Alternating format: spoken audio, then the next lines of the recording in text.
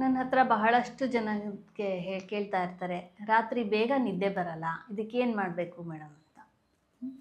So ನಿದ್ದೆ, ಆಹಾರ ಮತ್ತು ಬ್ರಹ್ಮಚರ್ಯ ಈ ಮೂರು ಇದೆಯಲ್ಲ, ಇದು ಈಗ ಒಂದು ಮನೆ ಕಟ್ಟಬೇಕಾದ್ರೆ ಅದು ಗಟ್ಟಿಯಾಗಿ ನಿಂತ್ಕೊಳ್ಳೋಕ್ಕೆ ಹೇಗೆ ಕಂಬಗಳನ್ನ ಕೂಡಿಸಿರ್ತಾರೆ, ಹಾಗೆ ನಮ್ಮ ಆರೋಗ್ಯ ಚೆನ್ನಾಗಿರಬೇಕು ಅಂದರೆ 3 ಕಂಬಗಳ ಥರ ಇದು 3 ಸರಿಗಿರಬೇಕು ಅಂತ.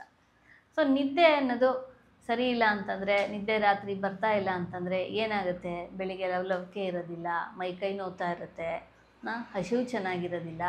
ಸೊ ಕಾಲಕ್ರಮೇಣ ಅಂದರೆ ಲಾಂಗ್ ಟರ್ಮು ನಿಮಗೆ ನಿದ್ದೆ ಸರಿಗೆ ಬರ್ತಿಲ್ಲ ಅಂದರೆ ಇದು ನಾನಾ ಥರ ತೊಂದರೆಗಳಿಗೆ ಕಾರಣ ಆಗ್ಬೋದು. ಮೂಳೆ ಸೌತ ಆಗ್ಬೋದು, ನಿಮಗೆ ರಕ್ತದೊತ್ತಡ ಜಾಸ್ತಿ ಆಗ್ಬೋದು, ಚರ್ಮದ ತೊಂದರೆಗಳು ಶುರು ಆಗ್ಬೋದು, ದೇಹದಲ್ಲಿರೋ ಮೂಳೆಗಳು ಸವಿಯಕ್ಕೆ ಸ್ಟಾರ್ಟ್ ಆಗ್ಬೋದು, ಚರ್ಮ ಎಲ್ಲ ಒಣಗೋದ್ರಿಂದ ನಾನಾ ಥರ ಚರ್ಮದ ತೊಂದರೆಗಳು ಸ್ಟಾರ್ಟ್ ಆಗ್ಬೋದು, ಕಣ್ಣಿನ ದೃಷ್ಟಿಶಕ್ತಿ ಹಾಳಾಗ್ಬೋದು, ಮನಸ್ಸಿನ ಕೆಪಾಸಿಟಿ ಅಂದರೆ ಮನಸ್ಸನ್ನು ಕಾನ್ಸಂಟ್ರೇಟ್ ಮಾಡೋದಾಗಲಿ, ಯೋಚನಾ ಶಕ್ತಿ ಆಗಲಿ, ಇದೆಲ್ಲದಕ್ಕೂ ಅಫೆಕ್ಟ್ ಆಗೋಕ್ಕೆ ಶುರುವಾಗುತ್ತೆ.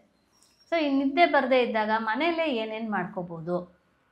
ಸೊ ಇದಕ್ಕೆ ಒಂದು ರಾಜ ಚಿಕಿತ್ಸೆ ಅಂದರೆ ನಾನು ಆವಾಗಲೇ ಹೇಳಿದೆ ನಿಮಗೆ, ಅಭ್ಯಂಗ. ಸೊ ಪ್ರತಿದಿನ ಚೆನ್ನಾಗಿ ಎಣ್ಣೆ ಹಚ್ಚಿ ಸ್ನಾನ ಮಾಡೋದ್ರಿಂದ ನಿದ್ದೆ ಚೆನ್ನಾಗಿ ಬರುತ್ತೆ. ವಿಶೇಷವಾಗಿ ಅಂಗಾಲು ಮತ್ತು ನೆತ್ತಿಗೆ ಚೆನ್ನಾಗಿ ಎಣ್ಣೆನ ಉಜ್ಜಬೇಕು, ಇದರಿಂದ ಚೆನ್ನಾಗಿ ನಿದ್ದೆ ಬರುತ್ತೆ. ಸಾಧ್ಯವಾದರೆ ತುಪ್ಪ, ಹಸುವಿನ ತುಪ್ಪದಿಂದ ನೆತ್ತಿ ಮತ್ತು ಅಂಗಾಲಿಗೆ ಅಭ್ಯಂಗ ಮಾಡ್ಕೊಬೋದು. ಮತ್ತು ಸಾಯಂಕಾಲ ಬಿಸಿ ಹಾಲಿಗೆ 1 ಚಮಚ ಎಳ್ಳೆಣ್ಣೆ ಹಾಕಿ ತಗೊಳ್ಳೋದ್ರಿಂದ ಕೂಡ ಚೆನ್ನಾಗಿ ನಿದ್ದೆ ಬರುತ್ತೆ.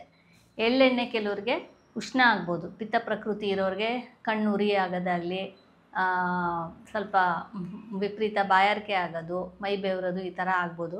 ಅಂಥವರು ಹಾಲಿಗೆ ತುಪ್ಪ, ಬಿಸಿ ಹಾಲಿಗೆ 1 ಚಮಚ ತುಪ್ಪ ಹಾಕಿ ಸೇವನೆ ಮಾಡ್ಬೋದು. ಮತ್ತು ಸಾಯಂಕಾಲ ಆದಮೇಲೆ 4 ಗಂಟೆ ಆದಮೇಲೆ ಆದಷ್ಟು ಕಾಫಿ ಟೀ ಕುಡಿಯೋದನ್ನು ಅವಾಯ್ಡ್ ಮಾಡಿ.